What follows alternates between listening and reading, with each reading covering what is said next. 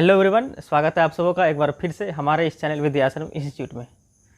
तो आज हम लोग क्लास 10th का मैथ का जो एनसीईआरटी चैप्टर 3 है, pair of linear equation in two variables, दो चर वाले रैखिक समीकरण, उसके बारे में आज हम लोग जानेंगे। दो चर वाले रैखिक समीकरण है क्या, इन सब बेसिक बात को आज इस वीडियो में क्लियर करने वाले हैं। उसके बाद उनसे संबंधित जो भी एक्सरसाइज है एनसीईआरटी में, तो उनके सवाल को भी आज हम लोग बनाएंगे। तो सबसे पहले रैखिक समीकरण है क्या, इन सब बातों को जान लेते हैं, उसके बाद क्लास को आगे बढ़ाएंगे। तो क्या करेंगे, चैप्टर के कुछ सवाल को देखेंगे, एनसीईआरटी के जितने भी सवाल उनको हम लोग क्या करेंगे, बनाएंगे। चलिए क्लास को शुरू करते हैं।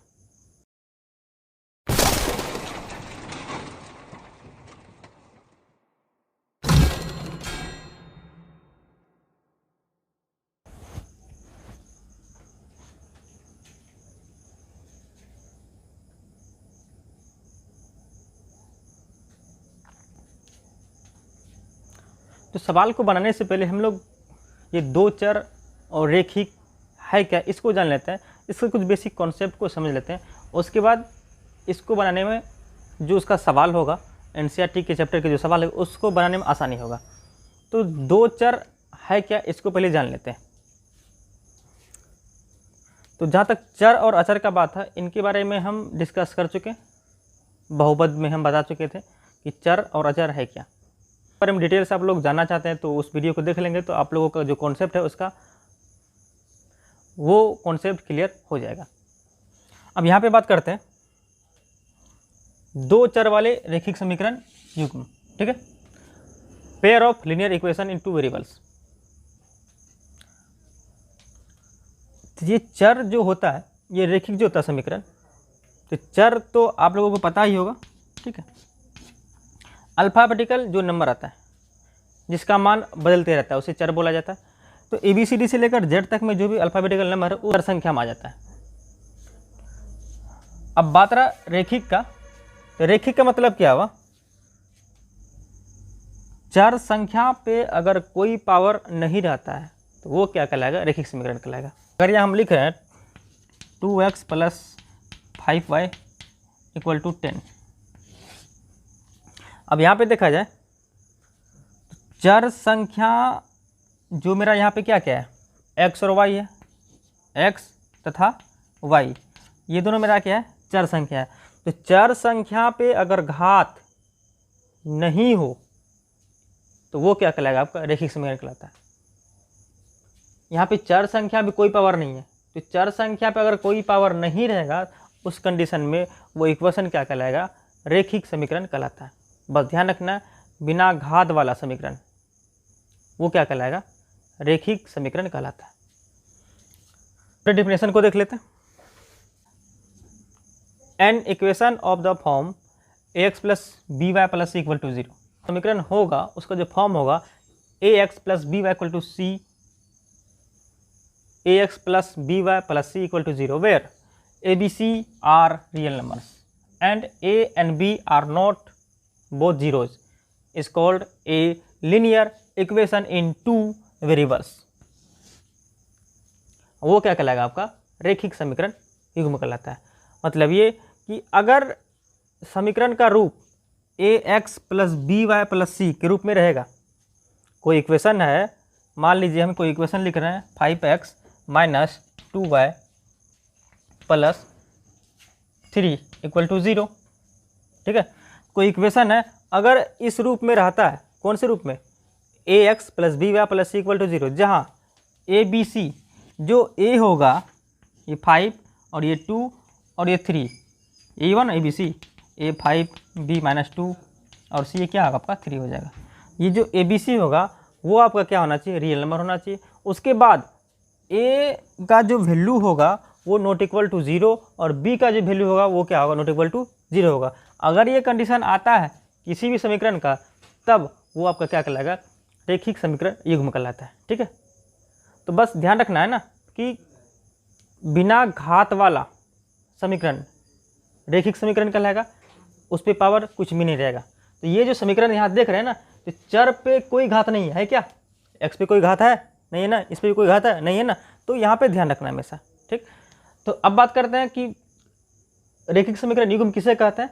तो अगर A x plus B Y plus C equal to 0 होगा किसी भी समीकरण का रूप, उसका ढांचा, और ए बी सी अगर वो रियल नंबर आ रहा है, ठीक है, उसके बाद ए और बी नॉट इक्वल टू 0 होगा, तो उस कंडीशन में बोल सकते हैं वो क्या कहलाए आपका रेखिक समीकरण युग्म कहलाता है। कोई भी इक्वेशन अगर लेते हैं, ठीक है, तो अगर कोई भी इक्वेशन लिखते हैं यहाँ पे, तो अगर इसका रूप ये आपका क्या कहलाएगा रेखिक समीकरण युग्म है। क्यों?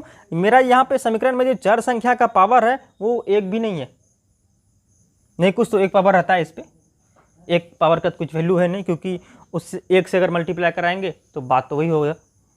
दो चर वाले रेखिक समीकरण होने के लिए इस रूप में होना जरूरी है।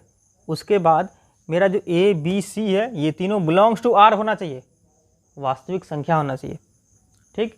उसके बाद ए और बी वो दोनों 0 नहीं होना चाहिए, नॉट इक्वल टू 0, वो 0 नहीं होना चाहिए, तो क्या कहलाएगा रेखिक समीकरण युग्म कहलाता है। तो ये था रेखिक समीकरण युग्म, और इसमें और भी कुछ बात है उनको पहले देखते हैं, तब हम लोग चैप्टर की ओर भरेंगे। एक टर्म इसमें और आता है होमोजीनियस लीनियर इक्वेशन, जिसको बोलते हैं समांगी रेखिक समीकरण। समांगी रेखिक समीकरण है क्या, इसको देख लेते हैं। In particular an equation of the form a x plus B Y equal to 0।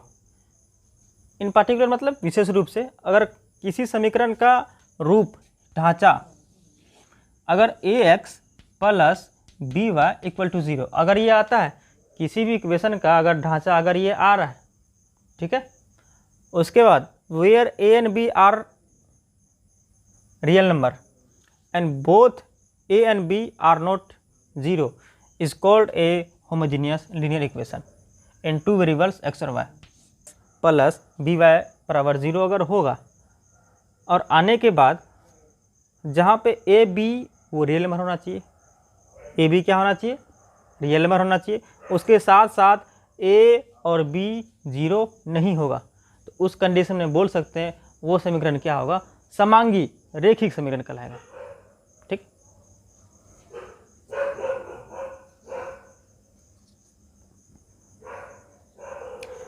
जैसे एग्जांपल देखते हैं 3x plus 5y equal to 0, तो ये जो समीकरण कहलाएगा होमोजीनियस लीनियर इक्वेशन।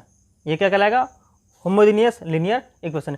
कोई भी इक्वेशन अगर ले रहे हैं, ठीक है, कोई भी इक्वेशन है, अगर ये 0 है, ये रूप आ रहा है ना ए एक्स प्लस बी वाई बराबर 0, तो यहाँ पे इस कंडीशन में क्या कहलाएगा ये होमोजीनियस लीनियर इक्वेशन, समांगी रेखिक समीकरण, ठीक है, याद रखना है। समांगी रेखिक समीकरण का जो रूप होगा A x plus B Y equal to 0 होगा, और ए बी वो रियल नंबर होना चाहिए, उसके साथ साथ ए बी 0 नहीं होना चाहिए, मतलब ए और बी का मान 0 नहीं होना चाहिए, तो उस कंडीशन में वो क्या कहलाएगा होमोजीनियस लीनियर इक्वेशन।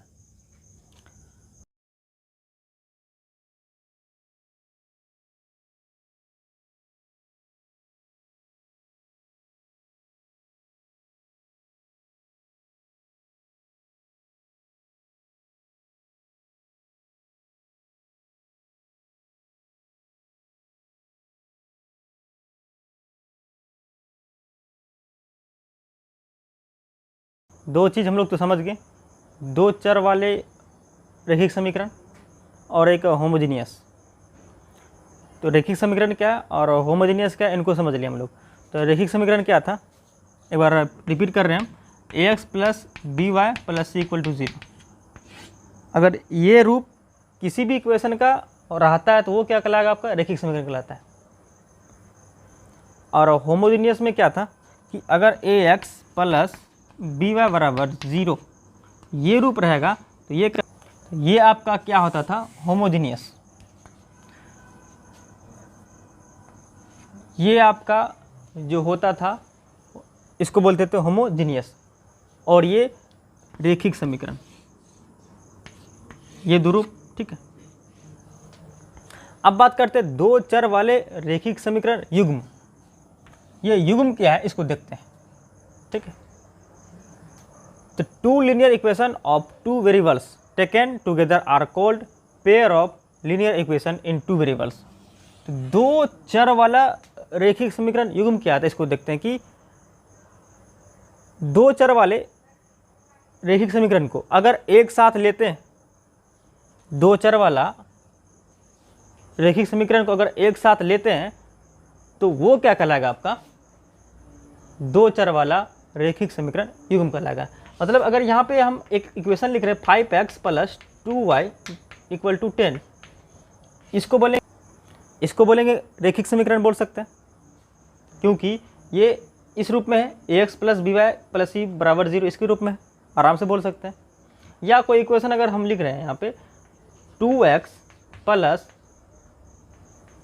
10y = 0, अगर ये रूप लिखा रहे, ये भी रेखिक समीकरण है, लेकिन ये क्या है, होमोजीनियस है। क्यों, इस रूप में, अगर इस रूप में आता है तो होमोजीनियस कहलाएगा और इस रूप में आता है तो रेखिक कहलाएगा। बट यहाँ पे क्या बोल रहा है, दो चर वाला रेखिक समीकरण युग्म। ये क्या हुआ कि अगर दो समीकरण एक साथ लेते हैं, किसी भी दो इक्वेशन को एक साथ लेते हैं, तो उसको हम बोल सकते हैं वहाँ पे दो चर वाले रेखिक समीकरण युग्म बोलेंगे। अब बात करते हैं कि कौन कौन समीकरण ले सकते हैं। या तो आप लीनियर लीजिए या होमोजीनियस लीजिए, कोई भी समीकरण लेके यहाँ पे आप उसको दो चर वाला रेखिक समीकरण बना सकते हैं। जैसे एक एग्जांपल में ले रहे हैं, हम यहाँ पे 2x - y = 0 एक लिख दिए, और यहाँ पे x + y = यहाँ पे 2 लिख दिए। ये एक समीकरण हुआ, ये एक समीकरण हुआ। तो इन दोनों समीकरण को हम बोल सकते हैं दो चर वाला रेखिक समीकरण। जब हम लोग हिसाब बनाते हैं ना, उसमें क्या लिखा रहता है, दो इक्वेशन दिया रहता है, उन दो इक्वेशन को क्या करते हैं, सोल्व करते हैं, एक्स और वाई का मान निकालते हैं। तो वो जो दो इक्वेशन जो दिया रहता है उसको हम लोग क्या बोल सकते हैं, दो चर वाला रेखिक समीकरण दिया गया वहाँ पे। क्योंकि एक समीकरण अगर देगा वहाँ तो हल तो होगा नहीं, इसलिए वहाँ पे क्या आता है कि दो चर वाले रेखिक समीकरण युग्म दिया रहता है, उसको हम लोग क्या करते हैं, हल करते हैं, तो एक्स वाई का मान वहाँ पे निकलता है। अगर मान लीजिए एक समीकरण दिया रहे, सिर्फ एक समीकरण से हम हल नहीं कर सकते। एक्स और वाई का मान निकालने के लिए हमको एक्स का मान या वाई का मान पहले से पता होना चाहिए। अगर एक समीकरण दिया है तो निकल जाएगा, लेकिन किसी का भी मान नहीं दिया गया है तो संभव नहीं है कि हम एक्स और वाई का मान निकाल सकते हैं। इसीलिए जब तक दो इक्वेशन नहीं दिया रहेगा तो ना ही एक्स का मान निकलेगा ना ही वाई का मान निकलेगा। ये था दो चर वाले रेखिक समीकरण के कुछ बेसिक कॉन्सेप्ट। उम्मीद करते हैं आप लोग समझ गए होंगे। और बढ़ते हैं क्वेश्चन की ओर। NCERT 3.1 के कुछ क्वेश्चन, 2-3 क्वेश्चन है, उसको आज हम लोग इसी वीडियो में क्लियर कर लेंगे। तो चलिए पहले क्वेश्चन को देखते हैं।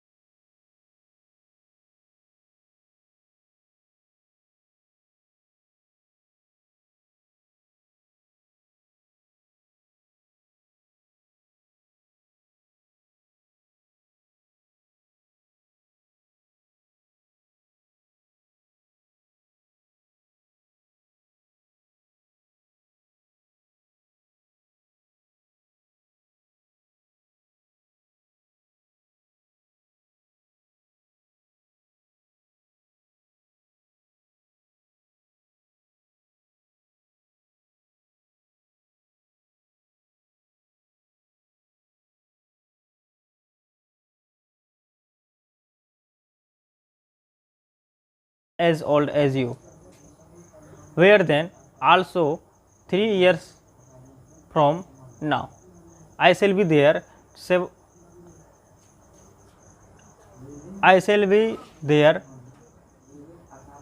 3 times as old as you will।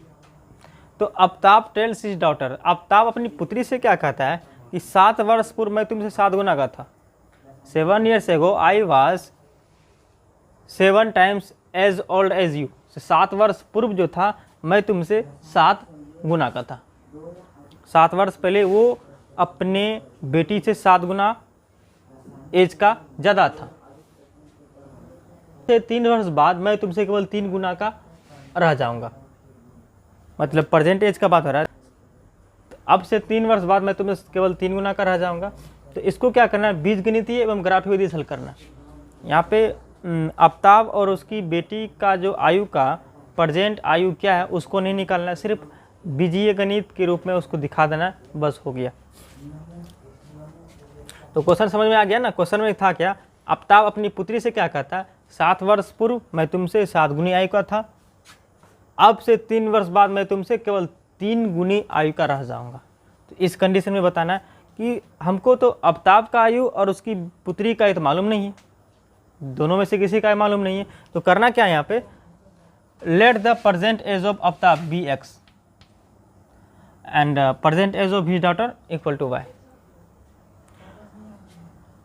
Aftab का वर्तमान आयु x मान लिए और present age of his daughter y, और पुत्री का उसका अभी का वर्तमान आयु क्या मान लिए, y मान लिए। माना कि आफ्ताब का आयु x वर्ष और उसकी पुत्री का आयु y वर्ष। अब यहाँ पे क्या बोल रहा है, 7 ईयर्स एगो, 7 ईयर्स एगो, तो 7 ईयर्स एगो का बात है। 7 वर्ष अगर हम बेग जाएंगे तो दोनों का उम्र 7 वर्ष माइनस होगा। अगर हम बोले कि 7 वर्ष मैंने कुछ देखा, तो 7 वर्ष मैंने कुछ देखा, तो इसका मतलब 7 वर्ष वो माइनस होगा ना, जितना मेरा एज हो रहा है उसके अनुसार 7 वर्ष घटेगा उसमें। तो यहाँ पे 7 वर्ष अगर बेग जा रहे हैं तो उसका बेटी प्लस उसका पिताजी जो था आफ्ताब, वो दोनों क्या होगा, 7 वर्ष दोनों में घटेगा ना। तो आफ्ताब का ये x माने हैं तो x माइनस 7 होगा।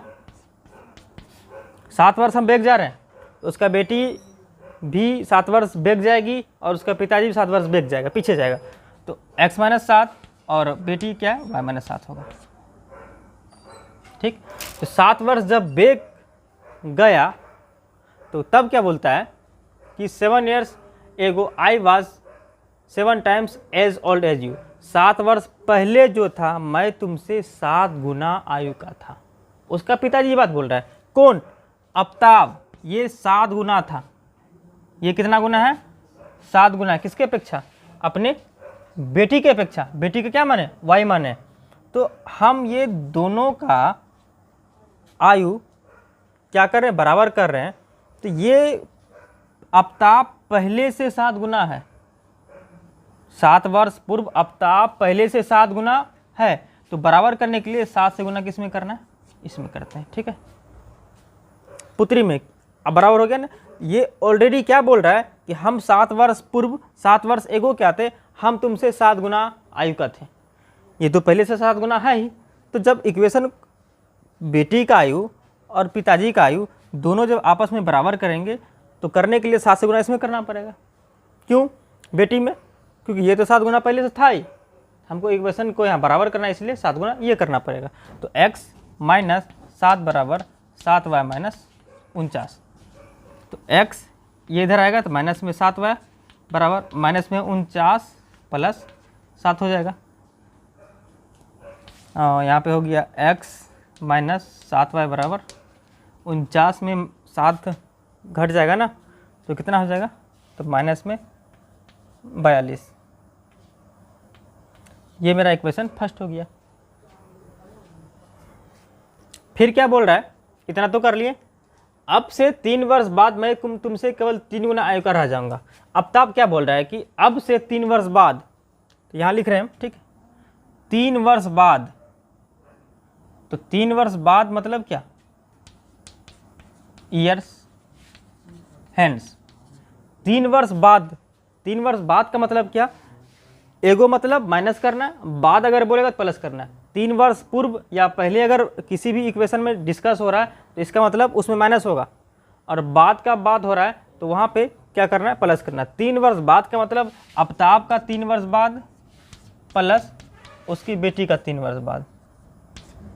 हम अगर किसी चीज़ को बोले 3 वर्ष बाद वो करेंगे, तो 3 वर्ष बाद अगर वो चीज़ करने वाले हैं तो उसमें क्या मेरा उम्र बढ़ेगा नहीं।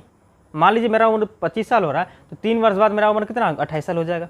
तो वो ये एक उम्र बाद में अगर किसी चीज़ को करते हैं तो बाद, हाँ 5 साल बाद हम वो काम करने वाले हैं, 5 साल बाद उस काम को करेंगे। अभी मेरा एज अगर 20 हो रहा है तो 5 साल बाद 25 हो जाएगा।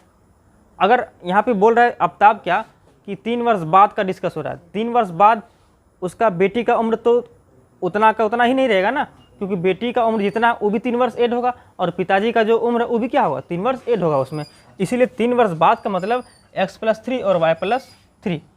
अब क्या बोला 3 वर्ष बाद मैं तुमसे कितना 3 गुना का रह जाऊंगा। कौन बोल रहा है ये बात? आफ्ताब बोल रहा है। आफ्ताब का क्या मान है? x मान है, ये 3 गुना पहले से ही है, तो बराबर करने के लिए 3 से गुना किसमें करना पड़ेगा? उसकी बेटी में करना है 3 से गुना। इक्वेशन फर्स्ट में अगर y में गुना कर रहे हैं, इक्वेशन में सेकेंड जो निकाल लेंगे इसमें भी y में गुना करना पड़ेगा। ठीक है, हमेशा ध्यान रखना ये बात। तो x+3 बराबर 3y+9, तो x-3y बराबर ये 9 और ये 3, ये 3 इधर जाएगा बराबर के इस तरह, तो माइनस होगा 9 - 3 तो कितना 6। समीकरण 1 और 2 निकल गया। समीकरण 1 x - 7y = माइनस में 42 है और समीकरण 2 x - 3y = 6। यह समीकरण 1 और 2 निकल गया। बस इसको इतना ही करना है। उसके बाद इसको ग्राफ में हल करना है, ग्राफी विधि से बताना है। तो ग्राफ में तो आप उसको ग्राफ कॉपी में ड्रॉ कर सकते हैं। तो हम यहाँ पे ग्राफ कॉपी में जो बनाएंगे आप लोग, तो कैसे बनाना है तो हम नेक्स्ट वीडियो में समझा देंगे। लेकिन हम यहाँ पे फिलहाल क्या कर रहे हैं, उसका वैल्यू निकाल लेते हैं ग्राफ में। ग्राफ में उस वैल्यू को आप कैसे रखेंगे उसको हम बता देंगे। उस वैल्यू को कैसे निकालेंगे वो अभी हम क्या करते हैं आप लोगों को बता देते हैं। जैसे यहाँ पे x - 7y बराबर माइनस में 42 निकला है, तो x बराबर हम लिख सकते हैं माइनस में 42 प्लस में 7y। ठीक है, ये अब ग्राफ ये विधि से हल करने के लिए एक बॉक्स बनाना है और उसमें क्या करना है x और y का मान रखना है, एक में x एक में y रखना है। चलिए यहाँ देखते हैं,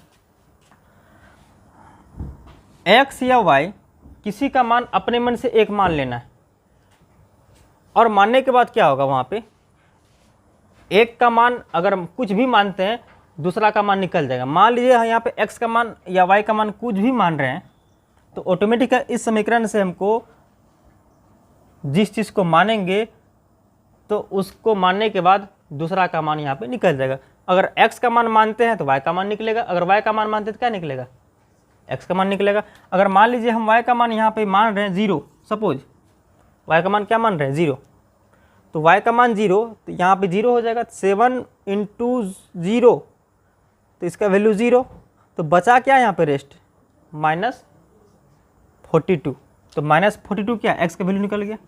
अगर मान लीजिए हम y का मान 1 मान रहे हैं, y का मान अपने मन से मान लेना है, कुछ भी मान सकते हैं, x और y में किसी का भी मान सकते हैं। y का मान क्या 1 मान लिए।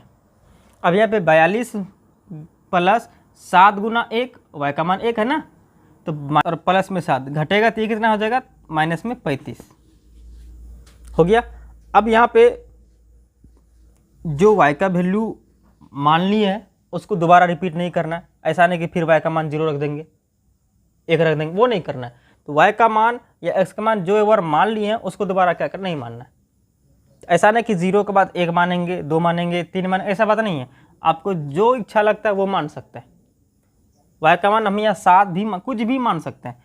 अगर y का मान 7 लेते हैं, 7 × 7 7 × 7 कितना हो जाएगा 49 हो जाएगा। अब 49 में 42 घटेगा ना, तो 49 में 42 को घटा देना है तो कितना बच जाएगा, यहाँ पे 7 बच जाएगा। तो ये निकल गया यहाँ मान। इस मान को हम लोग क्या करेंगे, ग्राफ कॉपी में उसको ड्रॉ करेंगे। तो ड्रॉ करने के लिए आपको अगले वीडियो में बताएंगे। तो पहला क्वेश्चन तो क्लियर हो गया। तो क्वेश्चन नंबर 2 क्या उसको देखते हैं, उसके बाद इसका हल करते हैं। क्वेश्चन नंबर 2 क्या है कि the coach of a cricket team buy 3 bats and 6 balls RS 3900 3900। एक क्रिकेट टीम का कोच है जो क्या करता है 3 बल्ला और 6 गेंद 3900 रुपये में खरीदता है। ठीक है, बाद में फिर क्या करता है वो, बाद में सी बाइज, ये होगा ना, ही बाइज अनदर 1 बैट और 2 more balls the same kinds for RS 1300 rupees. Represent का कोच वो क्या कर 3 बल्ला और 6 गेंद खरीदता है कितना में, 39 रुपया में, 3900 रुपीज़ में खरीदता है। तो बल्ला का मूल्य और गेंद का मूल्य तो नहीं पता है, हम उसको मान सकते हैं। तो इसलिए हम मान लिए let the cost of a bat be RS X rupees, RS कितना X rupees, cost of a ball equal to Y rupees. तो मान लिया एक बल्ला का मूल्य X रुपया और एक बॉल का मूल्य Y रुपया मान लिए। दो चीज़ हो गया यहाँ पे, एक बल्ला और एक बॉल। अब चलते अकॉर्डिंग टू द क्वेश्चन।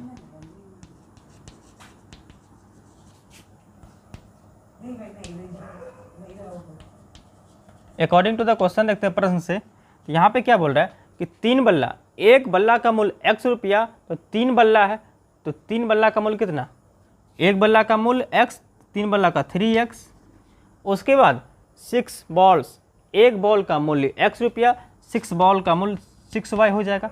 तो दोनों मिला कितना में खरीदा वो, 3900 रुपीज़ में। ये मेरा इक्वेशन फर्स्ट हो गया। ठीक है, फिर क्या बोलता है पुनः वो क्या कर रहा है कि एक बल्ला मतलब X खरीद रहा है, 2 बॉल यानी 2Y कितना में, 1300 में। ये इक्वेशन सेकेंड हो गया। समीकरण 1 और समीकरण 2 को इसके पहले जो हम हिसाब बताएं ना, उससे आप लोग बना लीजिएगा। जैसे यहाँ बताए थे ना ग्राफ में मान निकालने के लिए कैसे बनाना है, ये इस X बराबर 1300 माइनस 2Y, एक आपको लोग डब्बा बना देना इस तरह से, और यहाँ पे X यहाँ पे Y कर देना है। हम बता चुके थे X और Y में किसी का मान रखेंगे तो, अगर Y का मान रखेंगे तो X का मान निकलेगा, अगर X का मान रखेंगे तो Y का मान निकलेगा। अगर मान लीजिए हम Y का मान यहाँ पे 100 रख रहे हैं, 100 गुना 2, 200 ना, 200 और यहाँ 1300 था, तो 1300 माइनस 200 तो 1100 बच जाएगा यहाँ पे। अगर यहाँ पे Y का मान 200 रख रहे हैं तो 200 गुना 4 तो 400, 400 और 1300 माइनस होगा इसमें, तो 1300 में 400 माइनस कितना बचेगा, यहाँ 900 बचेगा। और Y का मान 300 रख रहे हैं हम, तो 300 यहाँ पे रख रहे हैं, 3 गुना 2 यानी कि 600, 600 1300 में 600 घटेगा ना, तो 700 बच जाएगा यहाँ पे। ये हो गया आपका ग्राफी विधि। ये 2 क्वेश्चन था, एक क्वेश्चन और इसमें, तो उसके बाद चैप्टर आपका 3.1 क्लियर हो जाएगा। एक क्वेश्चन और है, उसको भी देख लेते हैं।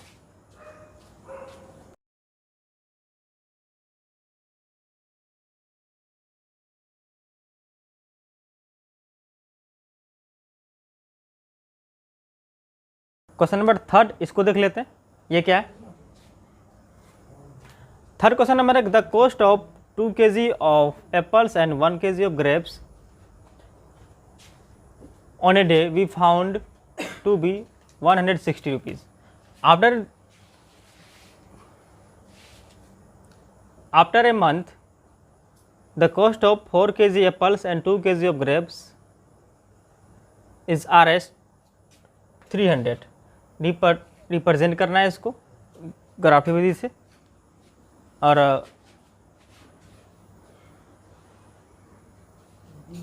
तो यहाँ बोल क्या रहा है कि the cost of 2 kg Apple, 2 kg सेब और 1 kg अंगूर का दाम कितना है,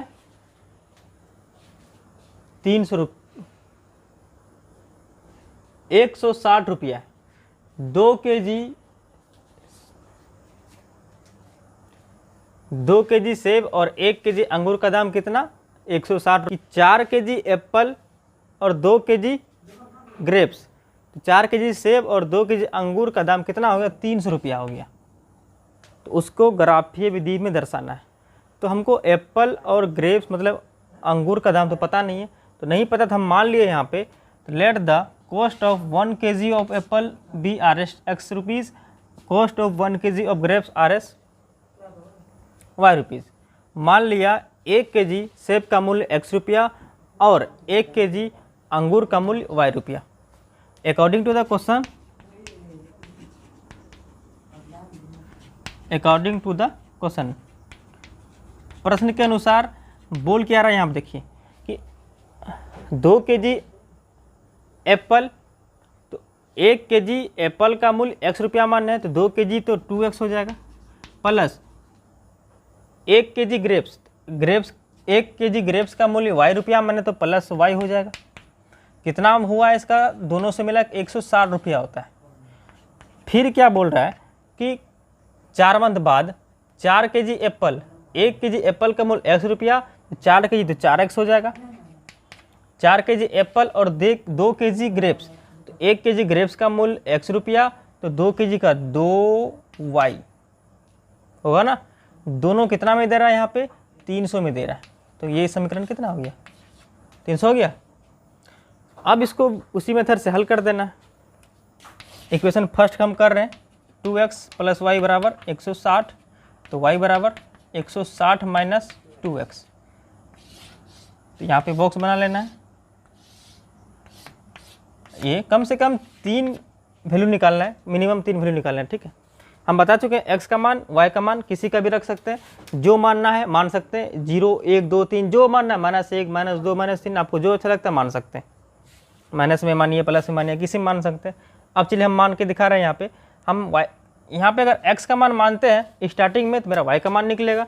अगर y का मान मानेंगे तो क्या निकलेगा, x का मान निकलेगा। चलिए x का मान हम 10 मान रहे हैं, तो x का मान 10 गुना 2 20 ना, 160 माइनस 20 तो 140, y का मान 140। चलिए x का मान 20 मान रहे हैं। यहाँ पे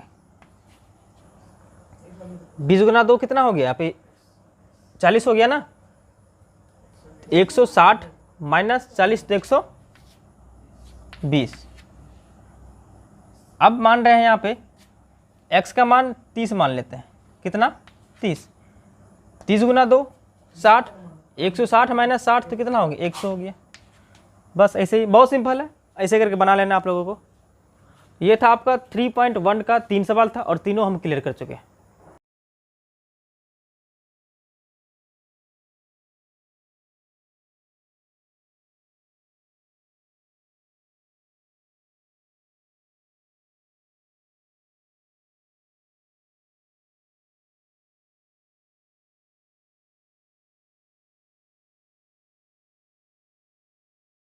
तो नेक्स्ट क्लास जो होगा उसमें 3.2 के एक्सरसाइज को जो भी सवाल होंगे, जो भी उसका कुछ बेसिक बात होगा, उसको हम लोग क्लियर करेंगे। तो बस आज के लिए इतना ही। वीडियो अच्छा लगे तो वीडियो को लाइक कर देंगे, हो सके तो हमारे इस चैनल को सब्सक्राइब कर देंगे। Thanks for watching all of you. Hello everyone, स्वागत है आप सबों का एक बार फिर से हमारे इस चैनल पे विद्याश्रम इंस्टीट्यूट में। तो पिछले क्लास में हम लोग 3.1 के मैथ में जो सवाल थे उसको क्लियर कर चुके थे।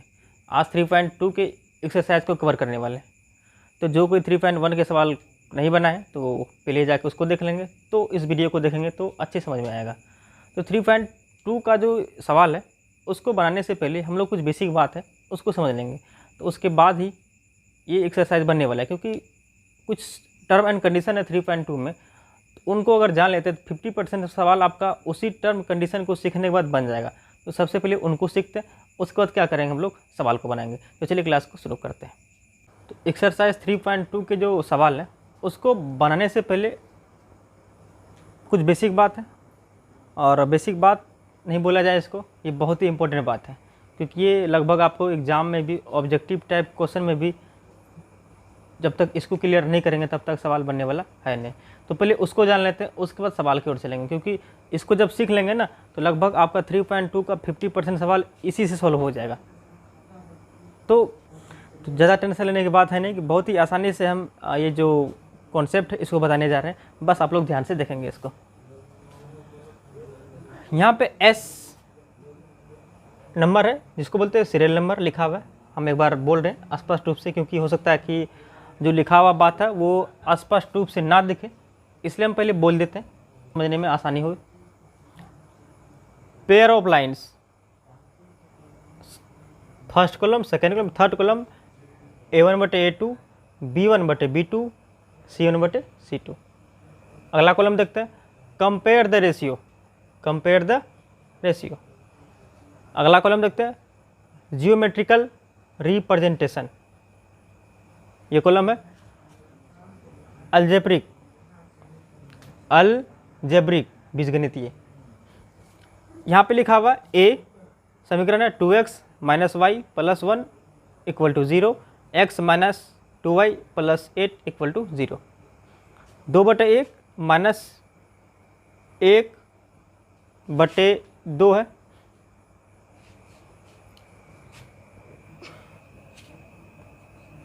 माइनस 1/-2 होगा, ठीक है यहाँ, और 1/8 है। a1/a2 नॉट इक्वल टू, यहाँ पे नॉट इक्वल टू है, ठीक है, b1/b2। Intersecting line INTERSECTING,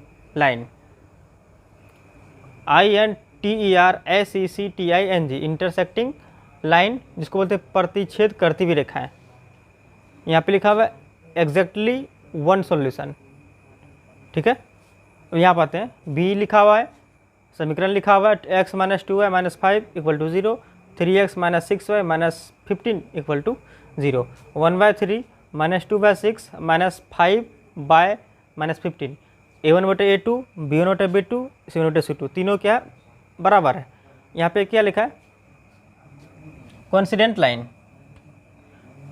line जिसको बोलते हैं हिंदी में संपाती, ठीक है।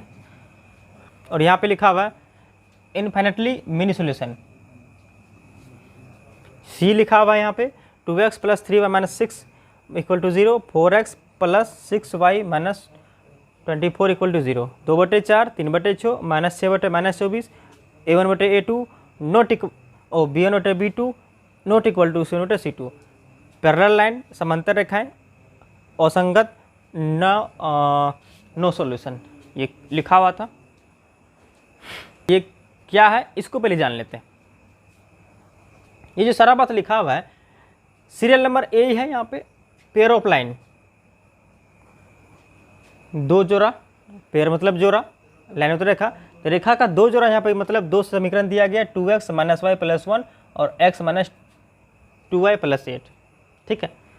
तो यहाँ पे कुछ कंडीशन है, दो समीकरण के साथ अगर वो कंडीशन होता है तो उस समीकरण का रूप का हल होगा, कितना हल होगा, अनेक हल होगा या कोई हल नहीं होगा। तो हम कैसे पता करेंगे कोई समीकरण का केवल एक हल होगा या अनेक हल होगा या उसका कोई हल नहीं होगा। कोई समीकरण दिया रहेगा आपको, वहाँ पे 2 पेयर लाइन दिया रहेगा, 2 रेखा दिया रहेगा, समीकरण दिया रहेगा, आपको पूछा जाएगा कि आप बताइए ये समीकरण जो है संपाती है, समांतर है, असंगत है या संगत है या प्रतिच्छेद करती है या इसका कोई हल नहीं या अद्वितीय है। तो ये क्या है, इन सब को बताना पड़ेगा। तो उसको बताने के लिए हम लोग आसानी से बता सकते हैं ये संपाती है, समांतर है और संगत है, क्या सब कुछ बता सकते हैं बहुत ही आसानी से, बशर्ते कुछ ट्रिक है, कुछ उसका शर्त है, अगर उसको याद रख लेते हैं तो आसानी से हम बता सकते हैं उस समीकरण के बारे में, ठीक है। अब देखिए पहला इक्वेशन यहाँ पे दिया गया है 2x minus y plus 1 equal to 0, pair of line है 2x minus 2y plus 8 equal to 0, ये दो समीकरण दिया गया है। अब ये दो समीकरण जब दिया गया है तो इसी प्रकार का कोई और भी समीकरण दिया रहेगा। हम एक समीकरण एग्जाम्पल से बता रहे हैं, कैसे पता करेंगे कि रेखा समांतर है, संपाती है या उसका कोई हल नहीं है या प्रतिच्छेद करती है, कैसे पता करना है। तो हम बस एक एग्जाम्पल दे रहे हैं, उसकी वजह से बताना है आप लोगों को। अब यहाँ पे ये जो समीकरण 1 हो गया, ये समीकरण 2 हो गया, इसको a1 मान लेना है, इसको a2, इसको a1 b1 c1, इसको a1 मान लेना है, इसको b1 c1, इसको a2 b2 और c2, इसको a2 b2 और c2, इसको a1 b1 और c1। अब क्या करना है यहाँ पे देखिए, अगर हम बात करें a1/a2 का तो क्या लिख सकते हैं, a1 कितना है यहाँ पे ax, a को लेना है सिर्फ, a मेरा 2 है और a2 कितना है, नहीं कुछ तो 1, नहीं कुछ तो यहाँ 1x लिख सकते हैं ना, x तो 1 है ही। तो a1/a2 अगर हमको करना हो तो 2/1 लिखेंगे, नहीं। उसी प्रकार b1/b2 लिखना हो तो b1 मेरा क्या है माइनस वाई है, मतलब 1 कम से कम, और b2 क्या है -2y है, मतलब -2, तो -1/-2 होगा ना। उसी प्रकार अगर C1/C2 करना है तो क्या कर सकते हैं, तो C1 मेरा यहाँ C1 होगा ना, ये C1 होगा, C1 1 और C2 कितना 8, तो 1/8। अगर आपको A1/A2 B1/B2 C1/C2 ये करना पड़ेगा तो ये चीज़ तो करना पड़ेगा, तो ही कर सकते हैं। अब आते हैं यहाँ पे कंपेयर द रेशियो, अनुपातों का तुल्य। अगर A1/A2 और B1/B2 जो है दोनों आपस में बराबर नहीं होगा, अगर कोई समीकरण आपको दिया जाए तो अगर ये कंडीशन अप्लाई हो रहा है, कौन सा condition, A1/A2 not equal to B1/B2, अगर ये कंडीशन होगा तो उस कंडीशन में ग्राफीय निरूपण अगर देखा जाए तो रेखा क्या होगा, प्रतिच्छेदी रेखा होगा, जिसको बोलते हैं इंटरसेक्टिंग लाइन। कौन सा लाइन, इंटरसेक्टिंग लाइन, ठीक है। रेखा क्या होगा, प्रतिच्छेदी होगा, और उसका हल जो होगा केवल एक हल होगा, एग्जैक्टली वन सॉल्यूशन। उसका कितना हल होगा, एक हल होगा। कब, अगर ये कंडीशन आता है। हम अब यहाँ पर देखते हैं। अच्छा, अब यहाँ पे बताइए, ये समीकरण जो दिया गया है, क्या ये समीकरण प्रतिच्छेदी रेखा है या नहीं, बताना है। तो अब कैसे बताएंगे, A1/A2 तो मतलब 2/1 होगा ना, और यहाँ पे बराबर करेंगे B1/B2। B1 कितना है, तो -1/B2 -2। यहाँ पे देखिए तो ये जो समीकरण जो दिया गया पहला में, ए नंबर में, सीरियल नंबर ए में, एस मतलब सीरियल नंबर, ठीक है। तो यहाँ पे जो दिया गया ये समीकरण क्या है, इस नियम को फॉलो कर रहा है ना, A1/A2 not equal to B1/B2, इस नियम को फॉलो कर रहा है। इसका मतलब ये जो समीकरण है ये यहाँ पे बराबर नहीं होगा। इसका मतलब ये जो समीकरण होगा ये क्या होगा, प्रतिच्छेदी रेखा होगा, और इसका केवल कितना हल होगा, एक हल होगा। ऐसे पता करना है हमको, कोई समीकरण दिया है, बताना है उसको कि इसका कितना हल होगा, एक हल होगा या दो हल होगा या कोई हल नहीं होगा। कैसे बताएंगे, ऐसे बता देना, ठीक है, आराम से बता देंगे। पहले हम क्या करेंगे, A1/A2 B1/B2 C1/C2 ये तीनों कर लेना, तीनों करके देख लेना, अगर बराबर हो रहा है तो ठीक है, नहीं तो कोई बात नहीं, बस ऐसे कर लेना। चलिए, उसके बाद दूसरा देखते हैं। अगला कंडीशन क्या है, सेकंड समीकरण को। चलिए अगला देखिए कि आप यहाँ पे बी नंबर में x - 2y - 5 = 0। सेकेंड समीकरण है 3x - 6y - 15 = 0। ये समीकरण दिया गया। अब बताना है इसमें से कि ये समीकरण का केवल एक हल है या अनेक हल है, कोई हल नहीं है, या संपाती है या संगत है, समांतर है या असंगत है, क्या है ये समीकरण, बताइए आप। ये हिसाब में दिया रहता है। एक्सरसाइज 3.2 के सवाल को हम इसी तरह बनाएंगे। जब तक ये मेरा क्लियर नहीं होगा ना तब तक सवाल बनने वाला है नहीं, इसलिए इसको अच्छे तरीके से समझ लेंगे आप लोग। अब बताना है उसको ये चीज़ में, तो अब बताने के लिए क्या करना पड़ेगा, हम चेक करेंगे। क्या चेक करेंगे, A1/A2 B1/B2 और C1/C2 करेंगे।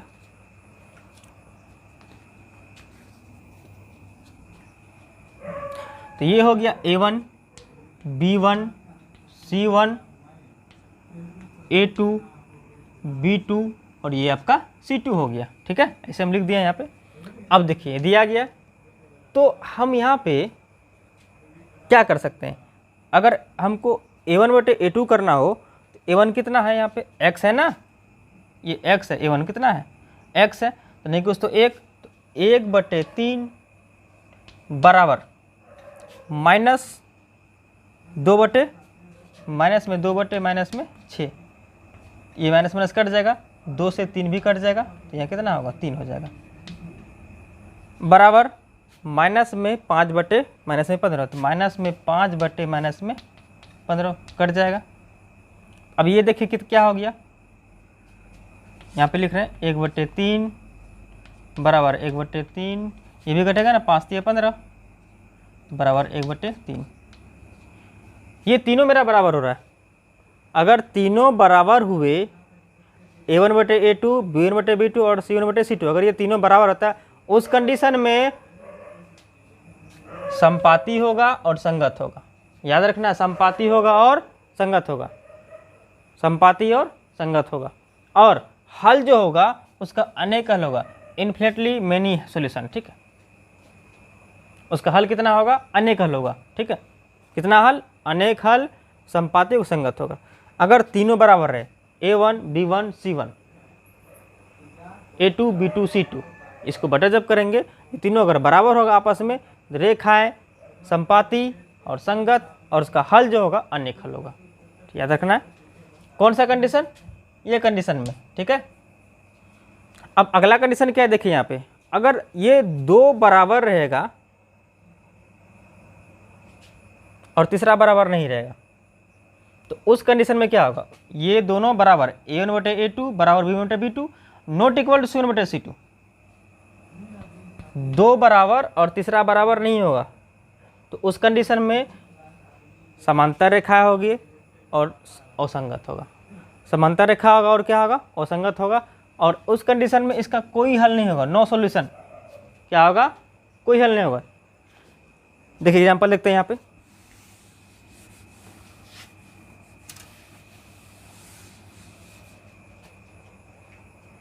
एग्जाम्पल जैसे दिया गया यहाँ पे 2x plus 3y minus 6 equal to 0, 4x plus 6y minus 2 equal to 0, ये दिया गया। हम इसको करते क्या करेंगे, A1 बटे A2 करेंगे तो 2 बटे 4 बराबर B1 बटे B2 3 बटे 6, ये कट जाएगा 2, ये भी कटेगा 2, तो 1 बटे 2 होगा बराबर 1 बटे 2 होगा, ठीक है। और यहाँ कितना है, माइनस में 6 बटे माइनस में 2, माइनस माइनस कट जाएगा, बचेगा यहाँ पे 2 से 3, 2 से 6 कटेगा 3 बार में, तो बराबर यहाँ पे 3 बटे 1। अब देखिए यहाँ पे यहाँ 2 होगा, ठीक है। तो यहाँ पे 1 बटे 2 बराबर 1 बटे 2, लेकिन ये बराबर है क्या, नहीं है। इस कंडीशन में ये बराबर तो नहीं है ना, क्योंकि ये तो बराबर हुआ नहीं, तो इस कंडीशन में क्या होगा, ये मेरा क्या आया A1 बटे A2 1 बटे 2, B1 बटे B2 भी कितना 1 बटे 2 है, लेकिन C1 बटे C2 मेरा क्या है 3 है, ये बराबर नहीं है। तो इस कंडीशन में क्या होगा, रेखाएं समांतर होगी और असंगत होगा और इसका कोई हल नहीं होगा। याद रखना ये 3 कंडीशन है, जब तक ये तीनों आप लोग अच्छे से नोट नहीं करेंगे और इसको याद नहीं रखेंगे तब तक सवाल बनने वाला है नहीं। इसको जब तक नहीं बनाएंगे आपका अगला एक्सरसाइज 3.2 जो है इसी के बेस पे सारा सवाल है, इसलिए सबसे पहले इसको क्लियर करना पड़ेगा। आपको एग्जाम तक में ये काम आएगा, हमेशा काम आएगा, इसलिए इसको अच्छे तरीके से नोट कर लेंगे और समझने की कोशिश करेंगे। एक बार और देखेंगे इस वीडियो को तो ताकि और अच्छे समझ में आ पाए।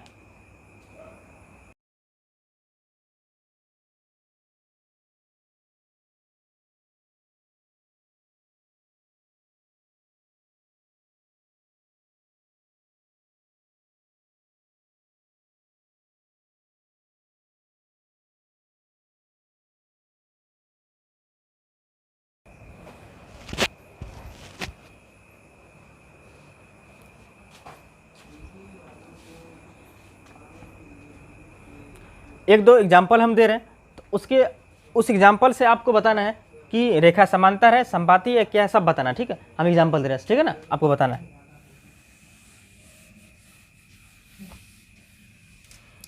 जैसे हम समीकरण यहाँ पे लिख रहे हैं, एक 5x minus 2y equal to 7, 10x plus 4y equal to 5, ठीक है, ये दिया गया।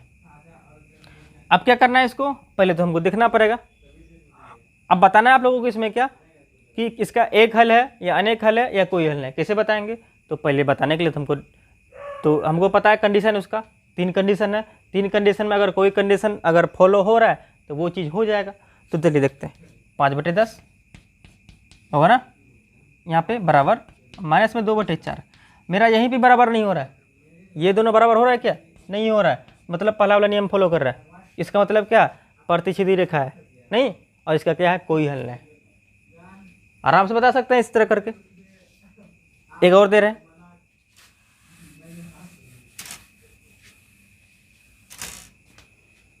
एक समीकरण और लिख रहे हैं, 10x plus 2y equal to 20, ठीक है। यहाँ पे लिखा हुआ है 20x plus 4y equal to -7। तो अब बताना ये समीकरण जो दिया गया है ये इसका कोई हल नहीं, संपाती है, संगत है, क्या बताना है। अगर हिसाब में पूछा जाए ये समीकरण दिया गया, आप बताइए इसका कोई हल नहीं होगा या अनेक हल होगा या केवल एक हल होगा, क्या होगा। आपको इस समीकरण को जांच करना है, बताइए। तो हमको 3 नियम है, 3 नियम में कोई नियम फॉलो होगा तो वो चीज़ हो जाएगा। 10/20 और यहाँ पे 2/4 होगा ना। तो 10 से 20 कट जाएगा 2 बार में, ये भी कट जाएगा 2 बार में, और बराबर कितना है 20/7 है। 20/7 ये क्या हुआ, यहाँ पे 10 से तो कट ही गया, बचा यहाँ पे 1/2 बराबर, ये भी यहाँ भी क्या बचा 1/2 बचा, और इधर नॉट इक्वल टू 20/7 बचा। तो ये कंडीशन कहाँ, अगर 2 बराबर तीसरा बराबर नहीं है तो क्या हुआ, यहाँ पे देखिए 2 बराबर अगर तीसरा बराबर नहीं है, इसका मतलब रेखा क्या होगा, समांतर रेखा होगा और इसका कोई हल नहीं होगा, ठीक है ना। बस ऐसे याद रखना है। तो कोई भी इक्वेशन दिया रहेगा तो उन सारे इक्वेशन को हम इसी मेथड से कर सकते हैं, चाहे कोई भी इक्वेशन रहे। 3 मेथड है, 3 नियम है उसमें, इन तीनों नियम में से कोई नियम अगर लागू होगा तो उसको आप लोग कर सकते हैं। इक्वेशन और दे रहे हैं हम यहाँ पे, बताना है संपाती है, संगत है, क्या है बताना है, ठीक है। x - 3y इक्वल टू 15, ठीक है। 3x - 9y इक्वल टू 45, ये समीकरण दिया गया। अब बताना है आपको समांतर है, असंगत है, क्या है बताना है। कुछ भी पूछे कोई बात नहीं, हम कुछ बता सकते हैं, संगत असंगत सब कुछ बता सकते हैं। हमको यहाँ पे दिया गया है 3 सॉल्यूशन इसका होता है, तीनों में से कोई होगा तो वो क्या हो जाएगा, वो चीज़ हो जाएगा। अब यहाँ देखते हैं 1/3 नहीं बराबर माइनस में 3/9 इक्वल टू 15/45, ये कट जाएगा, माइनस माइनस 3 से कटेगा 3, ये 3 हो जाएगा। तो 1/3 बराबर 1/3 बराबर 1/3, ये तीनों देखिए बराबर हो रहा है ना। तीनों जब बराबर हो रहा है इसका मतलब क्या है, रेखा मेरा क्या है संपाती है, और इसका क्या होगा अनेक हल होगा। संपाती संगत होगा और इसका क्या हो जाएगा अनेक हल होगा। तो ऐसे पता करना आप लोगों को, ठीक।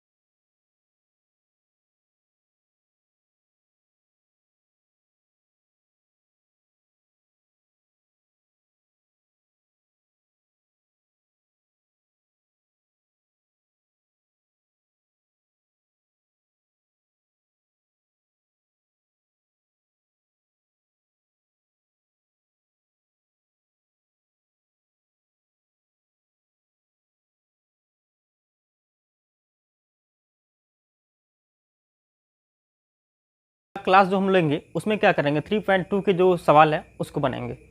तो बस आज के लिए इतना ही। वीडियो अच्छा लगे तो लाइक कर देंगे, अगर लग रहा है हमारे इस वीडियो से आप कुछ सीख रहे हैं तो हो सके तो प्लीज़ चैनल को सब्सक्राइब कर देंगे। Thanks for watching all of you. मिलते हैं अगले वीडियो में। Take care, bye bye.